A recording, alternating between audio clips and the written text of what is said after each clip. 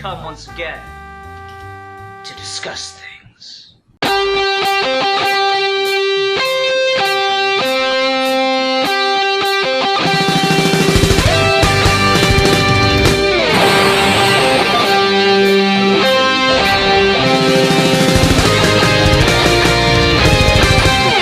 You guys want to go ahead and get started? Yeah, shall we pray first? Yes, let us pray. Alrighty, hi everyone. Hi everyone, welcome to another episode of Geeky Gentlemen. I'm Sid Part 2, joining me today is... A geek for fun! Okay, Alfie set the stage, everyone else has to sing. That Mac Kid! And Steve. Steve Boxer! That's my singing. That's what you get. The metal version. Yeah, so here we are. We're doing an odd topic. I'm gonna do what I always do with these episodes. I'm gonna at everybody in the Discord, and I guarantee that no one's gonna know what this is. That most people are gonna think it's some kind of very like God's Not Dead level musical or something. Oh fuck! And so today we're talking about Jesus Christ Superstar, which is a rock opera by Andrew Lloyd Webber, who's of course famous for Phantom of the Opera, as well as another biblical musical, Joseph in the Technicolor Dreamcoat. Yeah, so he did this with I think Tim Rice is the name of the composer or lyricist that he worked with on this one. So yeah, Jesus Christ Superstar. It's a rock opera. It tells the story of Jesus from mainly Judas's perspective, which is kind of cool. We get a little bit in there with Mary too, and yeah, it's a neat little thing. I think you could even argue that you could change the name of this musical to the Book of Judas. But it's a neat little thing. It's something I've always enjoyed since I was in high school when I first found out about it. I think it's a fucking bop. Completely unironically, I do quite enjoy this. And it's been on my head for fucking weeks because something or other made me watch the Lepers song. And it came up in my YouTube recommends, and I watched it for whatever reason, and then I just started getting recommended a bunch of Jesus Christ Superstar songs. I'm like, God, I forgot about how good this is. This album fucking slaps. So figured we could talk about it. I could get all my thoughts on it off my chest. I guess I'll ask first, round robin, who here has heard of or seen this before? Definitely I've heard of it before. Haven't listened to or seen it. Yeah, same. I've heard of it, never seen it. Okay. The UK, there's I don't know if it obviously it's probably over by now. I have a very vague knowledge of it, but there was a game show that my mum used to watch, which was the prize was whoever won the show of it was a singing show would get to play Jesus in the next Jesus Superstar thingy that they were making. But that's the only way I knew about it, is everyone just kept talking about and then now do you think this person could be Jesus? It was the weirdest thing out of context for them to say that. It was they were deciding who the Messiah was, but oh my God, I'm just fucking picturing that with the editing of Top Chef or something, and it's who will be the next Jesus? Fucking good. I love it. Yeah, I wish I could remember more specifically, because it's a very early memory, but that's how I know about it is from that specific one. Yeah, it's interesting. I very particularly want to talk about the 1973 film adaptation, because as I've been getting recommended videos of Jesus Christ Superstar, I've gotten a lot of the songs from the movie, but I've also gotten a lot of another film that looked maybe a made-for-TV film from 2000 of this, and that was just looks terrible. Like every time I think, all right, let's give it a shot. I'll watch like a clip from it. And I'm like, oh, this part sucks. Oh, this is awful.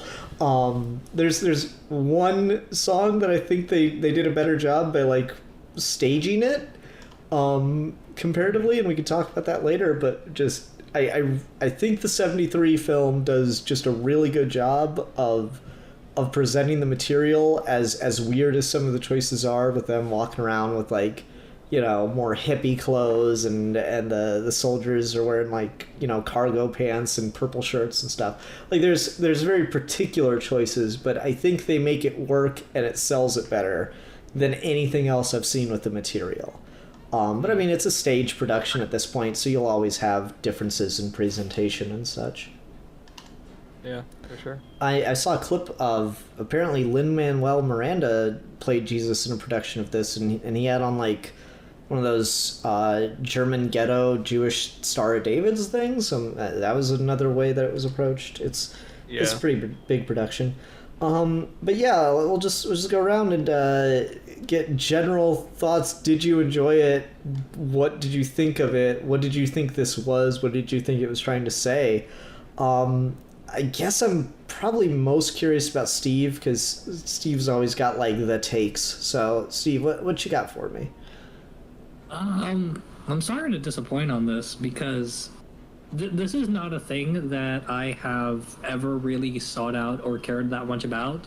The thing that surprised me most is I'd never watched any of these or listened to the album at all, but having sat down and watched the movie, it's kind of crazy how many of the songs I've actually overheard or heard in context and just didn't realize they were from this. Oh. Like Everything's All Right, and I can't remember the name of the other one. I think it's Blood Money. I don't remember for sure. Yeah. But like there's a Damn few from of the those start. songs.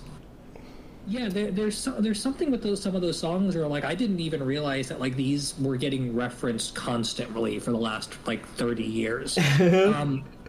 But it's interesting to go back and have that perspective. It's almost like that How I Met Your Mother episode where like the glass shatters and suddenly you can't unsee the references everywhere. Mm-hmm.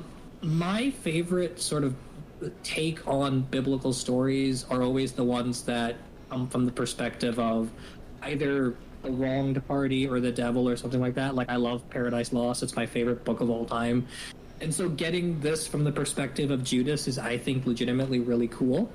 That said, I thought this was just kind of aggressively fine. Like none of the music choices are really, they're not my kind of songs, and I didn't particularly find any of them overly catchy.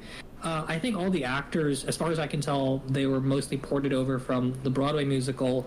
They all do a pretty good job. You do start noticing some differences, though, where clearly this is a stage performance trying to mimic a filmed version, and so you get a little bit of like what would seem dynamic on stage kind of falls flat on film because you're cutting, and so you don't get a chance to like appreciate the gravity of what's going on in certain ways. Yeah, but Judas does kind of fine. just run around in the desert quite a bit, doesn't he? Yeah. I mean, there's that. There's a lot of movies like that too. Like there's like The Odd Couple is another one like that, where like characters will go away and do things that, like in real life or in a film, there'll be an edit and they'll come back in like 30 seconds. But because this has to take place on stage, it's like, okay, now these two characters walk off set, and now these people have a conversation for like 30 minutes, and then the other two characters just show back up out of nowhere, which is kind of funny to me. The pacing is really good for a 70s movie, and I mean, Ian, you and I have talked about a 70s movie before, and for some reason, every motherfucker on the planet in the 70s thought every movie needed to be 3 hours long. Oh, yeah. And thank literally the Lord that this one is not 3 hours long. Yeah, I mean it's an hour and a half, which is pretty good for a musical. That's pretty standard runtime. Especially you got to think stage. Trying to belt for more than an hour and a half would really kill you. No, absolutely. I mean, I think the pacing is absolutely great in that way, and I think the songs actually do a really good job of like transitioning into each other, and they have a pretty decent flow.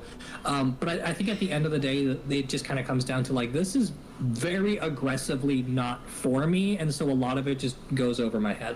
Okay, fair enough. Alfie, you're the You're the one that's all into your myths and stuff with the Norse, and you think everything else is boring. Was this boring? Well, specifically, like, comparing, like, Norse things, like, biblical stuff and biblical works, I used to be, like, way, like, not into it, as a thing, but, like, relatively recently, honestly, I have been, starting to get more interested in just terms of, like, biblical, I could call it mythology, if we'll get sniped for saying it like that. But that's honestly how I view it, and like the stories of Jesus and everything are something that I think are interesting stories to read, like adaptions about that. I know the William Dafoe movie I watched recently, and I thought that was actually really, really good. I still haven't seen that one. Yeah, so like, maybe that would be a good topic or something. But like that one, Geeky Gentleman Jesus Month? Question mark? Question mark? Question mark? Yeah. Saying on topic to this question. sorry. The act of this though. Look, man, I don't know what it is because I don't think it's. I can't give an argument for why. I'm just not a musical dude. Okay. So I just don't. I don't know what it is. I just my brain just doesn't accept people will just randomly start singing, and I'll still have to take this like and listen to it and stuff like. Because I'm also really bad at song lyrics. When people start singing, I find it hard to make out what they're actually saying. Like, I don't know what it is. It's entirely a me thing. It's entirely my personal thing. So it's like, this was a hard one. I'm glad, I agree with you, the runtime. Because when I was starting up, I was like, oh, I hope this isn't too long. But like, as I was having it on, it didn't go too long. So I appreciate it for that. But even then, I was having to like look away a little bit. And because it's a musical, at least, then even if I'm doing something else, I can still hear it. I still know what's going on, and then I come back to it and watch everything. In terms of some good points, I think the location's beautiful. I really like that they went out and have these great big shots of just like Judas on the mountains, and when the sun's blaring down at the crucifixion scene. I think all of that's really effective. I think all of that's really powerful. I think it's very shot well. And I like the actor for Judas quite a bit. I really liked how kind of like going for it he was. Oh yeah, he's got all the energy. This man is like, he cannot stand still. Like, this man, has to talk about something, and then he has to run around in a circle like he's a Sonic the Hedgehog fan or something. Like he is on something, but like that's the energy you need for that kind of thing. And I did appreciate that whenever he was here, and he's in it quite a bit, so he's always captivating. But yeah, outside of like a couple of songs near the end, I think is when it started to pick up a little bit. I wasn't looking away. I watched it like once we got to like the second half, basically. After the kind of the garden, and after Jesus gets captured, I think that's when we all kind of pick up and the songs get better and everything. But overall, yeah, it's like I can't say this was done bad. I can't really point to things. It's just my enjoyment of just media I consume. I just don't tend to musicals in general. No, that's fair. That's fair. All right, how about you, Matt? Okay, so when it comes to Andrew Lloyd Webber musicals, usually my takeaway is I gravitate to a couple of the songs. With Cats, it's obviously Memories. With Phantom of the Opera, it's actually usually just the Phantom of the Opera. And with Joseph, Joseph I just like. Joseph I just think is good. This one I've never seen or heard before, and I came away kind of in that same place. Like, there were a couple songs that really, really hit me, like Gethsemane, the opening number that Judas has really hit me pretty good, and then some of the really big ones that are really well known, like the Everything's All Right and the I Don't Know How to Love Him and stuff like that. I think a lot of those songs play really well. A lot of them do hit very well for me. But overall, I still have that thing with Andrew Lloyd Webber. He's got a couple songs that like hit perfectly, and I'm just like, yes, this is exactly what you were going for, and this works for me. And then the rest of it kind of meanders a little bit for me, and I'm not able to really grab a hold of anything. I do think setting this as a rock opera really makes sense if you're going to tell a story that is like capital B biblical, then absolutely play up the drama of it. So like in Gethsemane when he's got that really high, the like, ooh, like that's the shit you're looking for. Same thing with the when he's having the trial with Pontius, and the actor for Pilate is just fucking screaming by the end of the song, and I'm just like, yes, that's the energy I'm here for. So when it hits, I think it really hits, but overall the style that he tends to bring to his musicals, it does lose me from time to time. I prefer there to be a little bit more of a kind of a breaking up of the songs.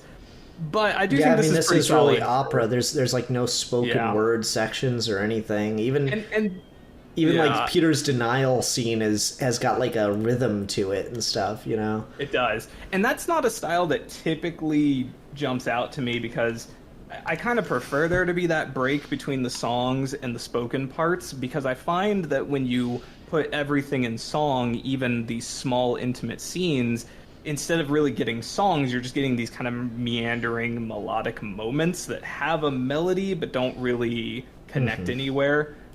But I don't know.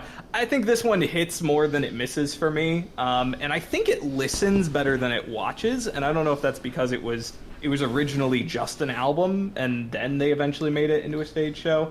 But I thought it was overall pretty good. I agree with Alfie about the setting. I thought the setting was great. I thought the overture where they're shown to just be a bunch of 70s motherfuckers driving out into the desert and it's all anachronistic and shit, like, that's really cool. And I really liked that element of the presentation, the kind of mix mash of time periods. So my first watch, I kind of glanced away a little bit, but as I listened to the songs on their own a little bit more, I can definitely see why so many people like it. Yeah, I mean, like, it's just one that's always kind of stuck with me. It's interesting because I think it has a really good earworm quality to it, in all honesty. Like, I don't think any one of the songs are just perfectly, like, instantly grabbable, but it's such a fucking quotable musical to me. Like, there's just so many times where you can just go off and do things. I started getting recommends of a guy who just uploads clips from musicals of like just, 5-10 second bits, and it's all framed as like D&D things. And so he gives like when the DM gets tired of his murder hobos, and it's just that scene of Jesus and Judas in the garden. He's like, every time I look at you, I don't understand. It's so good. Yeah. And it was like the other one was after the D&D party finally saves the whole world. What you will done will be remembered by everyone. You'll be rewarded. It's just so perfect, yeah. Like the guy who he fucking steals the show for me is Caiaphas in this. I love God, he's hilarious. He's amazing. Just like we need a more permanent solution to our problem. Oh, I fucking love that shit. He's so good. It's like honestly my favorite. And then the way he's paralleled with Aeneas, I think is the guy's name, who's all like high up. Is it just me, or does the guy playing Aeneas in this, who had like the pointy hat next to Caiaphas, does he look like fucking Jared Leto? Am I crazy? Yeah, he does. I thought it was Jared Leto, honestly. I just thought that was interesting. I never noticed it until this watch. I'm like, holy shit, is Jared Leto a vampire? Is that Jared Leto's dad? So I don't know, that was cool. But there's just so much like quotable shit to this, like, I don't want your blood money. Like, that one just fucking it just hits for me, man. So I think, it might be the case that this just doesn't work for any of you any particularly well, which is fine. I don't mind. I can fight the uphill battle in this one and tell you why you guys are all wrong and it's secretly great. But like I think the songs have like that earworm quality, and you kind of come back to them, and they get better upon subsequent listens. Because there's just a lot of clever stuff to the lyrics in here. There's occasional moments where I'm like, okay, you rhymed the word here with here, but all right, it's fine. There's just a lot to this that I really, really enjoy. And a big part of it is, I just think it's such an interesting perspective, because I was talking about this at work, and I was like, oh yeah, fucking Jesus Christ Superstar is a bop. I don't care what anyone says. And one of the guys who's like, he's made it painfully clear he's an atheist. He's on like that level. And he goes, oh, I'm assuming it's like a parody or something with a name like that, because otherwise it probably sucks. I'm like, no, it's 100% a genuine portrayal of, the end days of Jesus, as it were. It's just done from Judas's perspective. And I think it's very telling that it was written by at least one agnostic, because the closest thing Jesus does to a miracle in this is predict Judas will betray him and Peter will deny him 3 times. Everything else you see is just Jesus could just be a crazy guy who thinks he's the Son of God. It's really, really fascinating portrayal there. I think that's just a really cool choice, because Judas is framed kind of like the modern agnostic in a way, where it's like Judas basically believes that Jesus is just a really smart philosopher, preacher kind of guy that has a great message, but is getting lost in his own mythology. And he's like, no, you can't do this. You can't go down this path. Everything you've done will get washed away if you claim to be a Messiah, if you claim to be the Son of God. You're getting too caught up in the legends, and you're even believing the things people are saying about you. And I don't know, I found that really, really to be a fascinating perspective, and it kind of makes Judas the most relatable character to those of us that underwent an atheistic or agnostic phase and got like too into it, like a lot of people on the internet do.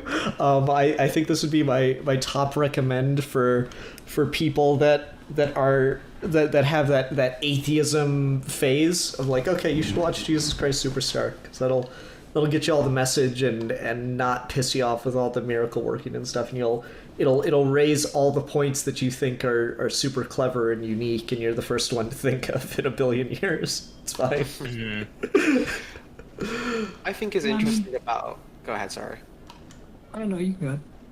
Because I just want to talk about the Judas thing that Ian brought out, because I do actually like that, and that's one of the things I've kind of latched onto as I've got more into like just the Jesus's like trials and tribulations and all of that. Is Judas's perspective, and like the idea, like, okay, so Judas is always depicted kind of in the common sense as like the ultimate betrayer, like the guy who did it for like monetary gain, and he's like, he betrayed Jesus, and like that, to the point where now being called a Judas is just a common insult in our language. It's kind of embedded, whether you're religious or not. It's a very pointed term. But then you look at the actual story, and the point is meant to be that like Jesus needed someone to betray him for the plan to work, like for the crucifixion to happen. He needed someone to do that. Judas was kind of destined to betray like his friend, like the person that he followed and everything. And it's kind of then becomes like a Book of Job situation where he's like, well, because Judas doesn't end, like Judas kills himself, like, does he destined to just kill himself and have this horrible guilt on his conscience and get no like resolution at the end? It's like, that's pretty fucked up. It's definitely in there too, because he's got that line. It's like, what if I just stay here and ruin your play? Like, oh man, he knows. Yeah, exactly. So like, I do think that's really interesting, because that's something that, especially when you get taught it at school and something, it's something that they leave out, like the fact that like Judas is kind of just portrayed as kind of like a bad guy in a very simple sense, in simple retellings, of course. I really like the interesting take of like showing it from Judas's perspective and kind of just like this. He's on board, but he's not on board to that extent, and he's kind of aware of like he doesn't see kind of like the grander picture of like this is meant to happen. This is all part of the plan. Like my kingdom is not enough, kind of thing. Judas is more like, hey, no, we're helping people. Don't fucking piss off the Romans. Stop, please, for the love of God, stop. Can't you see how put down we are? Pretty much, right? Like, and I think that's interesting. I think that's a very good.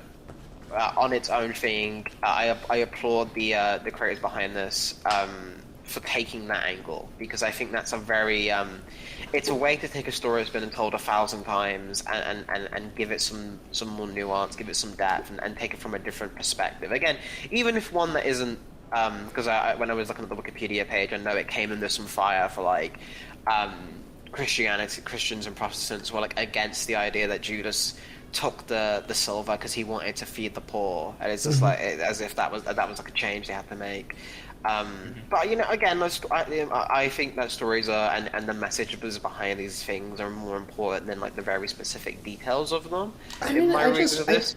Okay, so like here's my thing with any portrayal I've ever seen of Judas.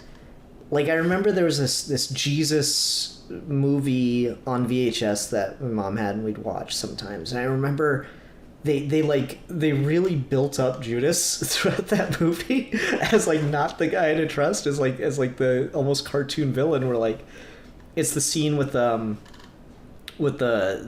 fish and the loaves of bread, and just like all these people here, Jesus, we can charge them for the fish and the bread. And just like, it's just so stupid.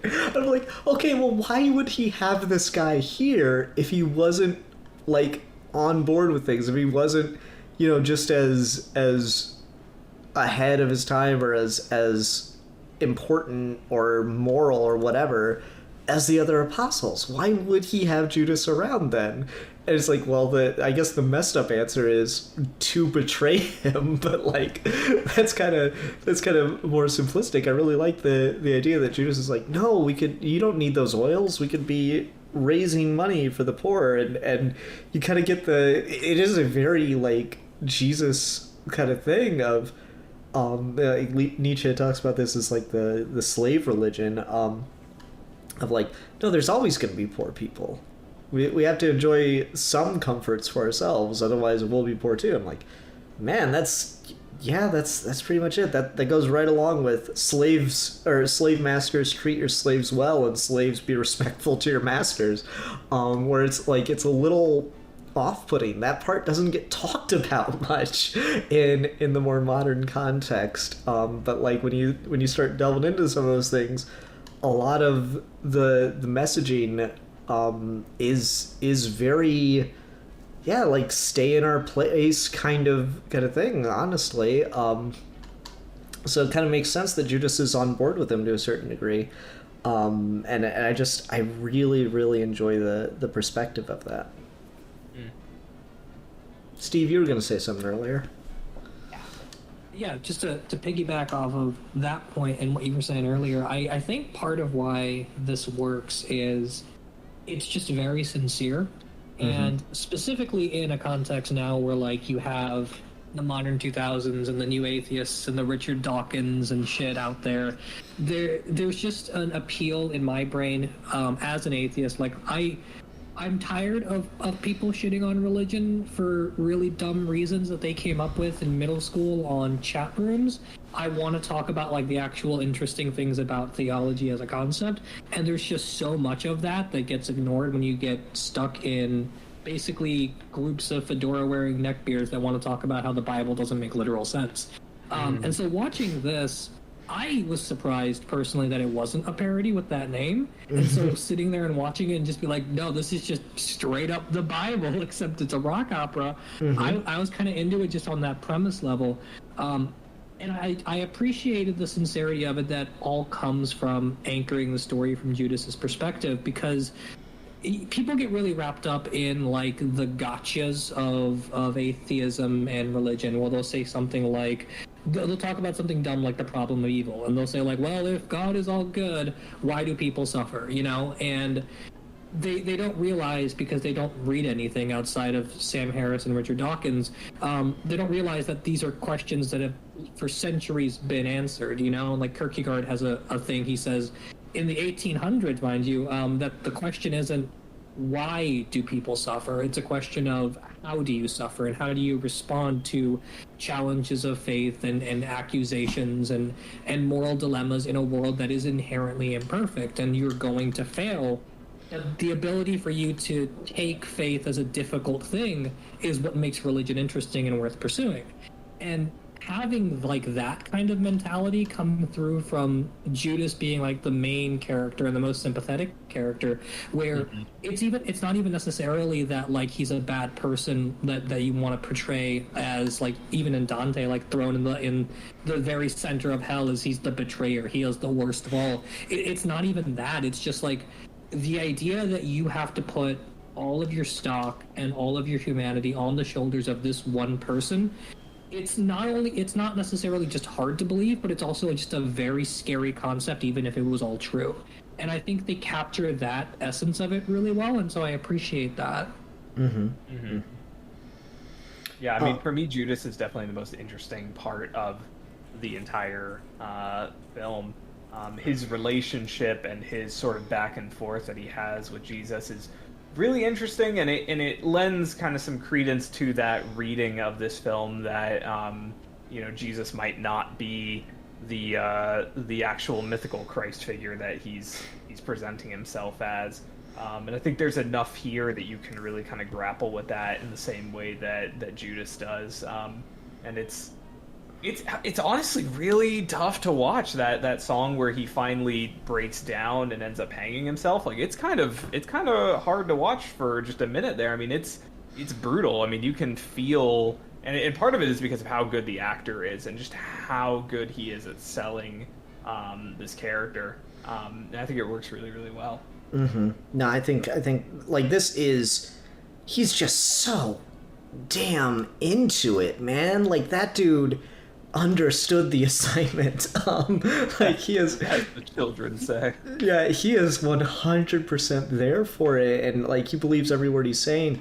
I think there's also some like more subtle and subversive stuff in here too that I think is really good. Like I didn't really recognize it until this rewatch, but there are like implications that a relationship between Judas and Jesus as well, which I found really fascinating, because like Judas, the only time Judas actually calls out Jesus directly, like to his face, before the betrayal and stuff, before the Last Supper, is when he's with Mary, like both times, and then later on in the movie, Mary gets the big song of "I Don't Know How to Love Him," about, you know, how her feelings for Jesus, and the only other character that echoes that line or gets that melody besides Mary is Judas.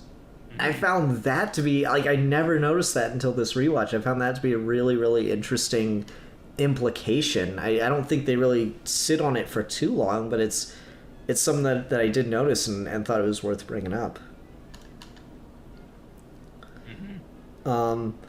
Otherwise, one of the other things I find really interesting about this is there's not really a portrayal of like a true like mustache twirling villain in this.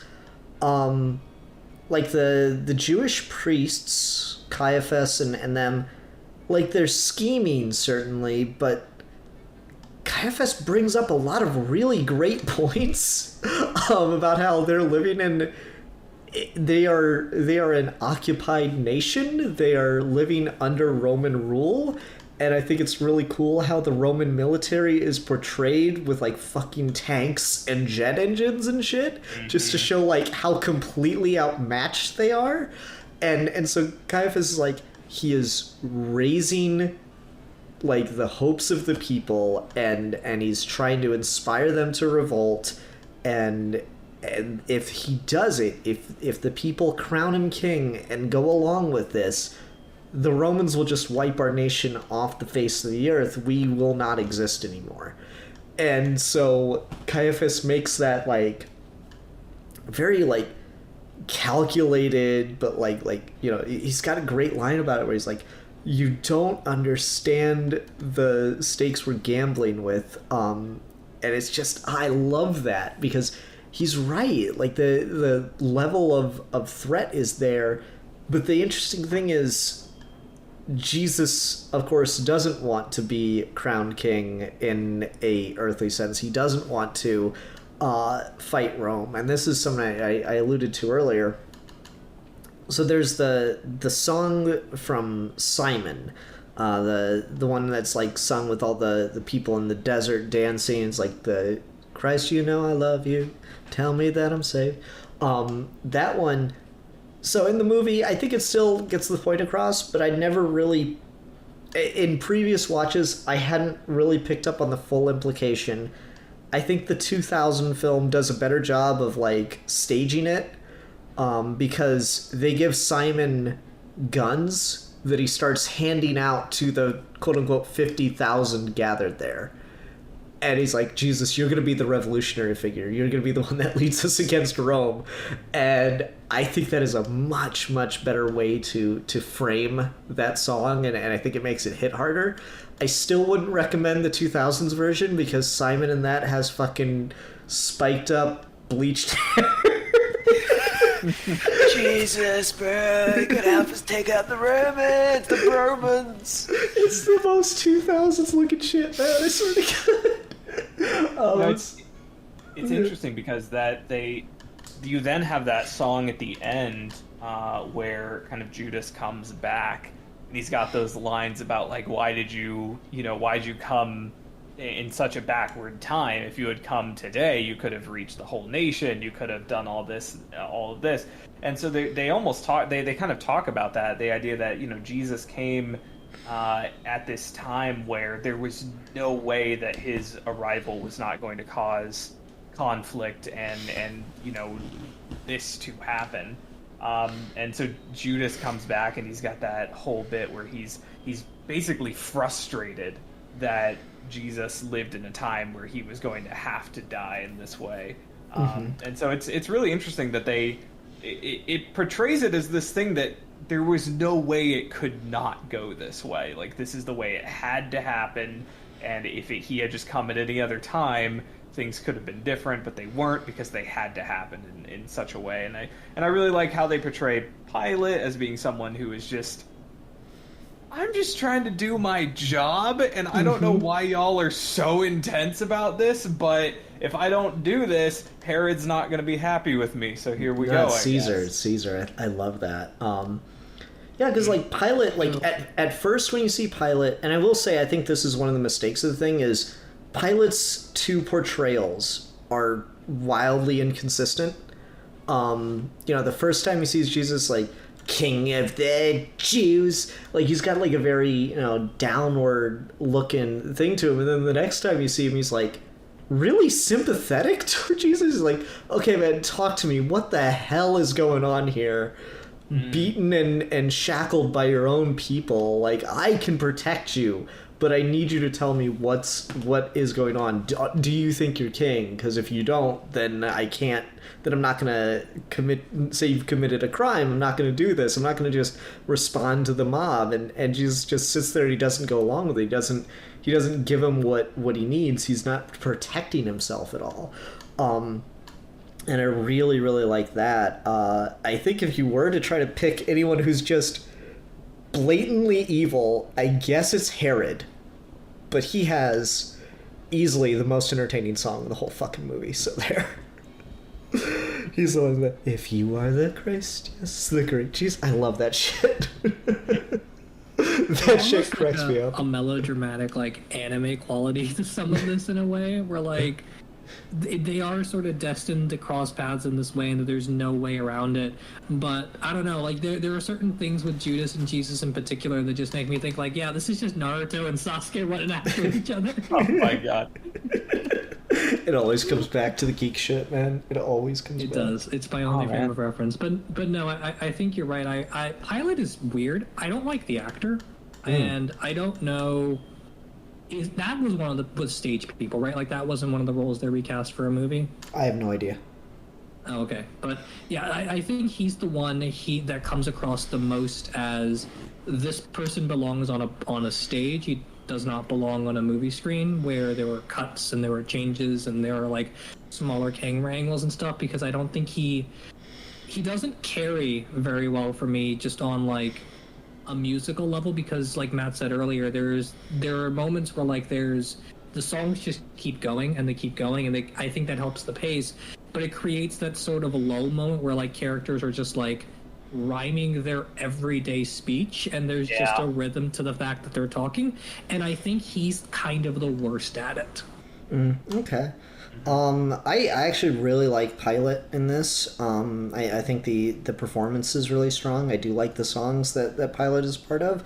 The 39 Lashes, like, God, that one's like the fucking bass riff in that one. Oh, I love that shit. And he's just like, he's counting to 39, and so at the end of the day, it is exactly what you're saying, where it's mundane speech with just some like melody behind it, but like, I don't know, man, he just delivers it so intensely to me, and the like expressions on his face as he's like clearly disgusted by what he's doing. Oh, I love that shit. That one hit for me, I gotta be honest. I mean, to be fair, it's hard to top that fucking like doom doom down. I know. It's so fucking it bops like the when you're starting it, and it's got that, it just kind of it's got the overture where it just sort of pans across all the different landscapes, and then that 70s ass funk guitar kicks in. I mean, it does a very good job of winning me over like right away, and then that first Judas song just goes so fucking hard. So like it definitely gets you in there right away, because even in those kind of slow lulling moments, if you're into that like 70s kind of funky rock, and it's really more late 60s because this was written in 1970, so if you're into that like late 60s early 70s like kind of funky rock, I mean, there's a lot here even in the backgrounds of those quieter moments that's a lot of fun. One of the things that was brought up a little earlier I want to talk about is the title, Jesus Christ Superstar, because I guess the way I've always interpreted that, and people do seem to think of it as like parody, because I tried to watch this with Haley years ago, and she goes, no, I don't want to watch something like that because I love Jesus. And she, like, immediately you hear it and you think that it's some kind of mockery. And the thing that I've always gone to in my head of why it's titled that is the Beatles quote, where they were in the interview, and one of them was like, yeah, it seems the Beatles are like bigger than Jesus. And I don't know if this was the reasoning behind it, but the way I've always interpreted the title was, well, yeah, I mean, if Jesus was around, when Jesus was around, he must have been like a superstar, and we see how people treat them now. So, like, what if we take that approach to kind of the popularity of Christ? And I'm like, yeah, that hits. That like so works for me. It's really funny. Because that just reminds me of the group chat joke we had earlier, where like there's such youth pastor energy to that, where it's like, you know, kids, the Beatles might be superstars, but you know who the original superstar was? It was Jesus Christ. So good. Well, before your youth pastor memes were a thing, I thought it was a good take. Well, it was interesting about that. Feels like where it's coming from. Because I didn't even consider it like that. I was taking it literally, because Jesus is a star, like not like a celestial body. Like I was thinking of like, because we end the film with that everyone's like the angels and everything's got the fucking James lens first with the stars, and I've always kind of associated Jesus with like the sun because of the whole like the Star of Bethlehem, and like he was born under a fucking star. So I always taken that as like star symbolism of what they were going for. I didn't even think of like star as in like how we talk about like famous people. I mean, I think it's multifaceted. I remember when I first heard like the when I first heard like the title for this, I thought that they were going to lean into that more. I thought it was going to be like fucking Disney's Hercules, where Hercules is like a, you know, a sports celebrity and shit like that. I thought it was going to be that sort of, like you said, like a parody retelling of Jesus, where he's like an actual like superstar. And so you're Steve's absolutely right in that you start watching this and you're just like, oh no, this is as sincere as it fucking gets. And so yeah, they don't lean into it, the like superstar idea in terms of like him being a rock star as much as I was expecting, just title alone. But I mean, it's definitely there for sure. I mean, I think the like Hosanna, hey, like I think that's Hosanna. Yeah, like that's your most apparent use of it. But I think there's other moments where you kind of feel the like weight of it. Like especially when he's like being brought to Caiaphas and like the people are mobbing him almost like paparazzi.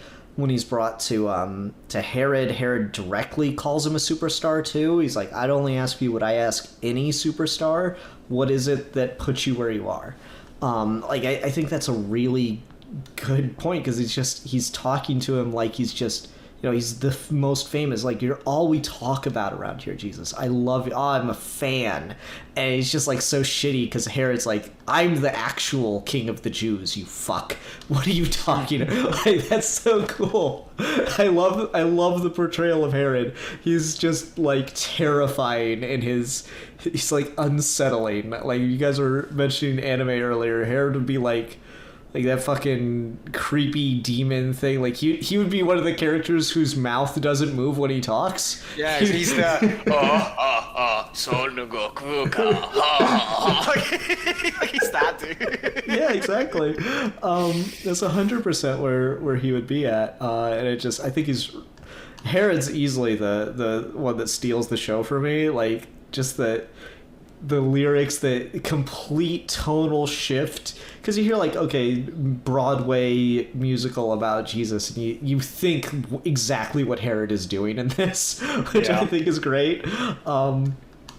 So I really like that one. It's got the most blatant, like, Herod is the YouTube atheist. It's like, all right, fine, just prove it for me.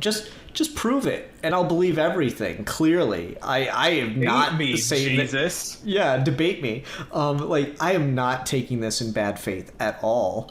Like, if you just do this thing, I'll totally believe you. It's very good. It reminds me of also the Ten Commandments movie, where it's like, you're messing with the big boys now, where the two guys replicate all of Moses' miracles. It's good stuff. Oh, and fucking Prince of Egypt. Yeah. Oh, that's what it's called, right? Sorry, it's about the Ten Commandments. What can I do? Ten Commandments is a different movie, I think. Yes, you're right. I'm way to rub it in, Matt. Thanks. Look, dude, I grew up in the fucking church. Like, I went to church all the time. I played drums in the fucking worship team. I fucking know my Bible movies. I watched Bible Man. Did you watch Bible Man? Yeah. No, I did not watch Bible Man. Dude, he had a lightsaber. He had a lightsaber that was the sword of truth or some shit. And like, he would fight like the Prince of Pride. We're gonna review Bible Man at some point. This sounds exactly my kind of shit, man. No, dude, it's fucking hype. Like, it's the stupidest thing. And there's a bit where he like throws his lightsaber away, like Luke Skywalker in Return of the Jedi style. Let's go! It's some shit. If I ever find it easily. That Reddit post you did. Yeah. Edit it, but now add a third scene of the real inspiration. Where's my gritty Bible Man reboot? Yeah. Seriously, nah, man. If you ever have a free time, Google image search Bible Man. It's a good time. But yeah, I mean, what the fuck were we even talking about? Talk about Herod. Yeah, Herod's really fun. There's always that song in musicals that's like completely different from the rest of the show. Like in fucking Hamilton, it's like "What Did I Miss?" Or whatever that song is called. That's like completely at odds tonally with the rest of the show. Is it the you're talking about the King George one? Yeah, when he like gets back and he's like all dancing around, all happy. You'll be back. Yeah. Yeah, maybe that's. Well, no. There's one where what's his face comes back and he's got a whole song. Oh, about, Thomas Jefferson's song. Okay. Yeah, but I mean, but the George ones too. But like, yeah, and so that's a really fun song. It's very much not like in keeping with the kind of operatic, heavy late '60s rock of the rest of it, but it's doing so purposefully and drawing attention to how much of a fucking tool bag Herod is in this portrayal. So fun. Yeah, that's all I got. I like that one a lot. What's another good thing about this? I mean, I guess we haven't talked about, because I'd argue you call this movie The Book of Judas if you wanted to. The other character who gets a decent amount of focus. This was pretty controversial for the time, because you didn't have stuff broaching this with the idea of Jesus and Mary being a thing. Like, that is obviously like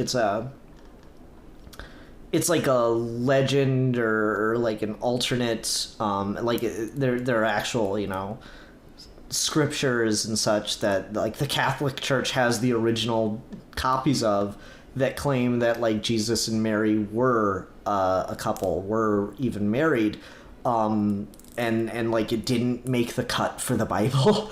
Like this like kind of on that level. It's the Mary cut. Yeah. Oh man, fucking you gotta read the original manga, otherwise you won't do that part. Yeah, they cut the Mary stuff out. They didn't want him to like Jesus doesn't go down. Heroes don't do that yet. Heroes don't. Yeah. It's so fucking like it's a big deal in when I was raised in the church. It was a big deal for the belief system that church espoused, that Jesus was like human and that he like went through all the temptations and trials and tribulations that come with being human, but he came out the other side free of sin because he's just that much of a fucking badass. And yet, anytime we use media that depicts, okay, well, let's actually show Jesus as a more human figure who does have to deal with temptation, like, people get real fucking pissed about it. I'm just like, but that's like the point. That's the whole point of this story. But every time we depict that, be it in something like this or Last Temptation of Christ, people just get really pissy about it. I don't get that, but whatever. They definitely have an interesting dissonance when it comes to doing this stuff with Jesus versus making any changes whatsoever to anyone else in Jesus' life. Because you look at stuff like Darren Aronofsky's Bible movies, and all of them are like super hardcore fantasy literalizations of Bible events. Like Mother is just this like massive allegory for the experiences of reading the Bible and being part of that community and like having a relationship to God. And then you've got Noah, which is just literally Noah, except it's the most like gritty, self-reflective version of that story possible. And no one's particularly mad at those. Like, no one's really specifically mad at Noah for being, like, this really somber look at, like, how much it actually bothers that dude that he has to let people die in order to carry out God's plan. Well, I mean... Really it's Jesus specifically. Yeah, it's funny. My very Christian mother-in-law watched Noah, and she was like, they clearly didn't read the Bible. I'm like, I mean, this is pretty on point. They've got like the half angels, like that's, you don't see that very often.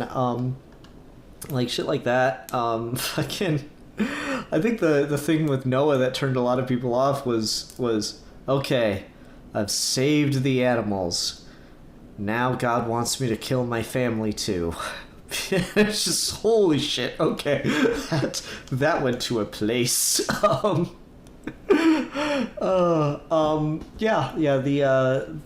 portrayals of Jesus and the characters of the Bible around him are always very fascinating.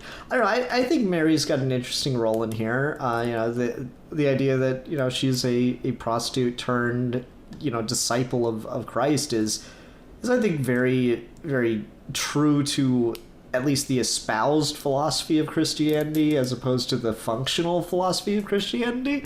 And so I thought that was an interesting way to portray it here, that like even amongst Jesus's inner circle, she's still questioned for her past. I thought that was really, really fascinating. Yeah. And just the idea that like she believes in him, like everyone else is so like enamored by him and believes in him, and she clearly does too, but then she's also dealing with like more base feelings for him, and so she doesn't know how to really cope with those things. I do wish we had a little more time with Mary in this. You could probably cut something, or maybe just add another song for Mary, because I think she gets the least to do here out of the focused characters. I think you could maybe cut the Simon song and give Mary a little bit more development or something. But I did really enjoy what is done with her. Try not to get worried. Oh, I like that. That's a good one. Very very quotable to me. I find this, it really sticks with you. You guys will be waiting and just give it a couple days and you'll be like, we need a more permanent solution to our problem. Anytime, man. Anytime something comes up, that's my go-to. There are some fucking great lines in that. The you're far too keen on the where and how, but not so hot on the why. So fucking good. Like, yeah. There are a couple lyrics that are just like, oh, that's some fucking peak shit right there. Yeah. No, I love shit like that. There's just a lot of good. Specifically, I know I like the line from Pilate that went along the lines of like, I'll sow him to placate you vultures, or just like that whole thing I thought was pretty interesting, of just like going, he was throwing out, it was like he's roasting the crowd that is like chanting for Jesus to be killed. And what is this? That was love for Caesar? Up to now, this has been sorely lacking. yeah, like that. I like the tone of that whole thing. It felt very like, very aware that we're being used, but we're still gonna do it. But like, we're not like, y'all. I know you're playing me, but you're right. Yeah. No. I think the portrayal of Rome is pretty solid in this. I really like this. It's just really cool, man. This is just one of those things. It just fucking hits for me, and so this is my favorite Christian rock album, and deal with it. Oh, God. I wish all Christian rock was this.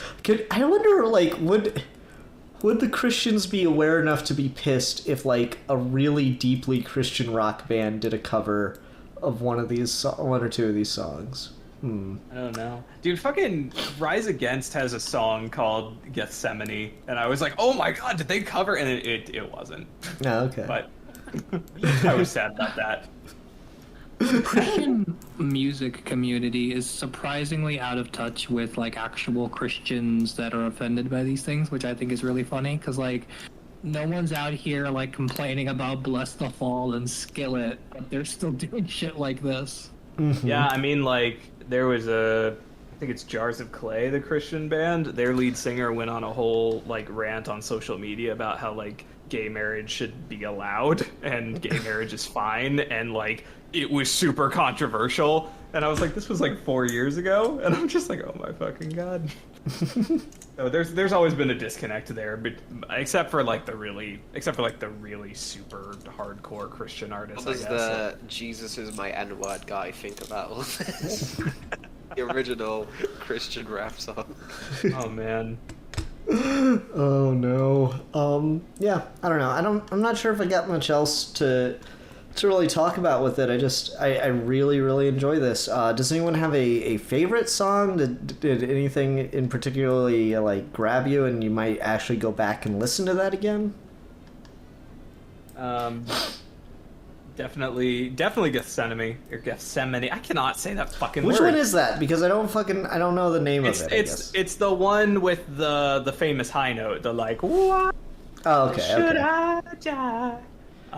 It's really good. I fucking love that song. I've actually been like, I'll like put it on and jam to it on my like electronic drum set. Like it's good, and I really like the opening number that Judas has. The like first proper song I really like, and there's a couple others sprinkled through there, but those would probably be the two that grabbed me the most. Mm-hmm. Me, the only one. Like, again, I never had one that I thought was like offensively bad, but the only one like that I can remember is the beats of it, which I think is always a good indication of like a particularly good song.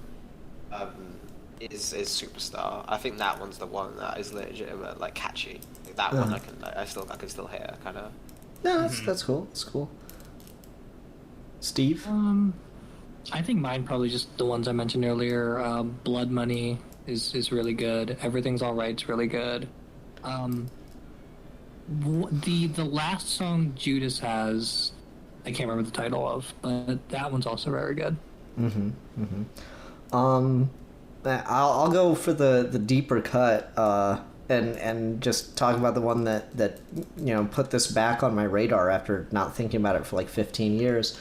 And that's the lepers in the desert. That shit's like legitimately terrifying. Like, not only just the song itself is like kind of like whoa scary, but like the way it's shot is like a testament to minimalist costume design.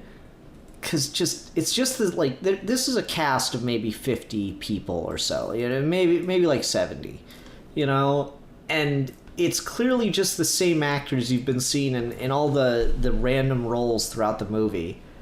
But now they're in just these rags and shit, and they're like crawling out of the mountain and in the caves and the woodwork, and they just keep repeating the same things over and over again. The way it's shot is like legitimately terrifying. That one like sticks with me and has for years. Side note, that song had me do about the smallest amount of research.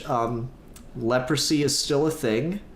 It has never been cured, and there are still leper colonies even in fully developed countries. There's a pretty large one in Hawaii. So Good. yeah, donate to your local leper colony. I guess I don't know. Information.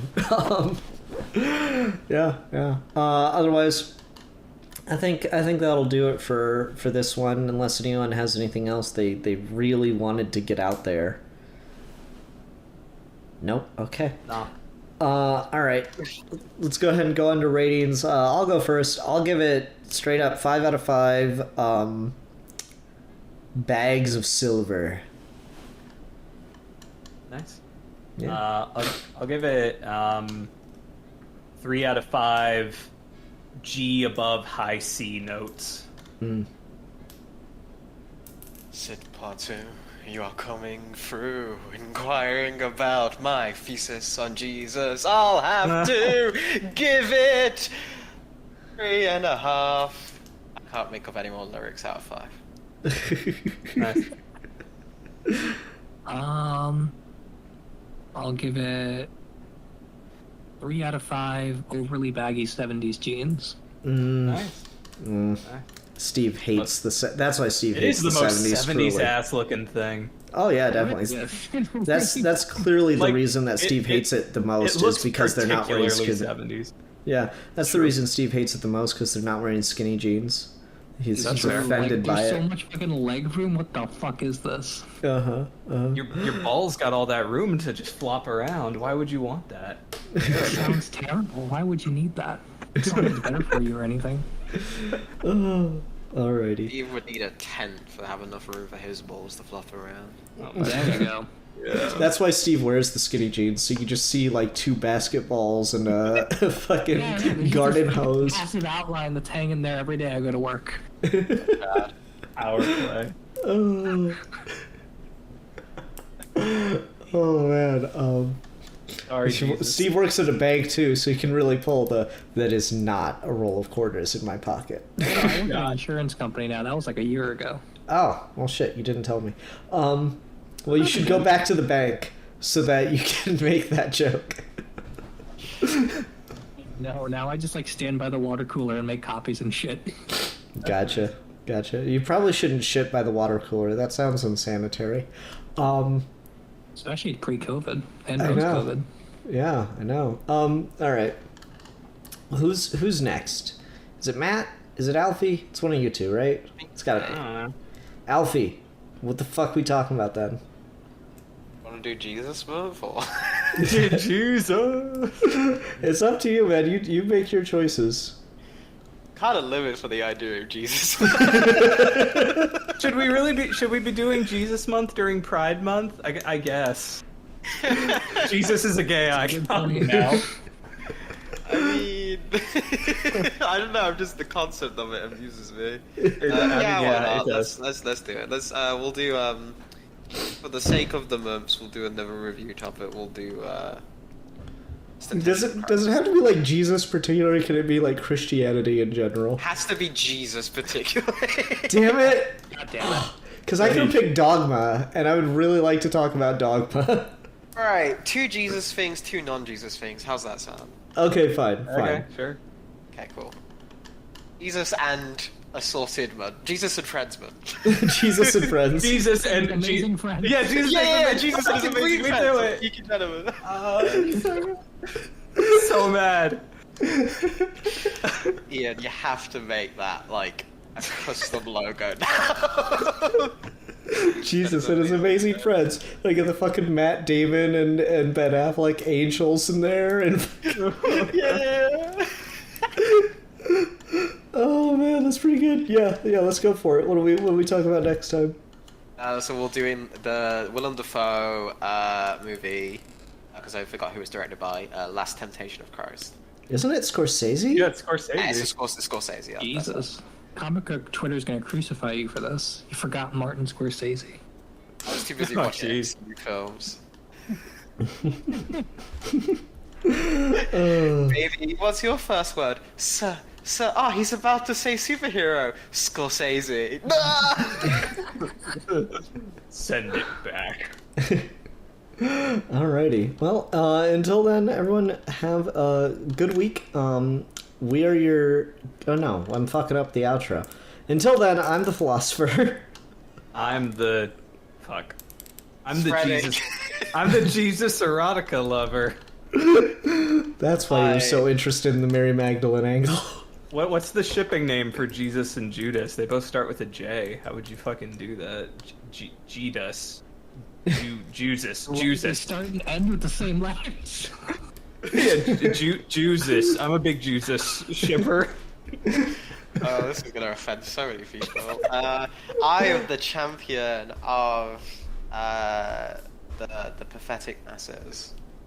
Oh my I god. am the exile from heaven. There we go. Damn. That's that good shit. All right. Everyone, thank you very much for watching. Until next time, we're Geeky Gentlemen, and we will be discussing things.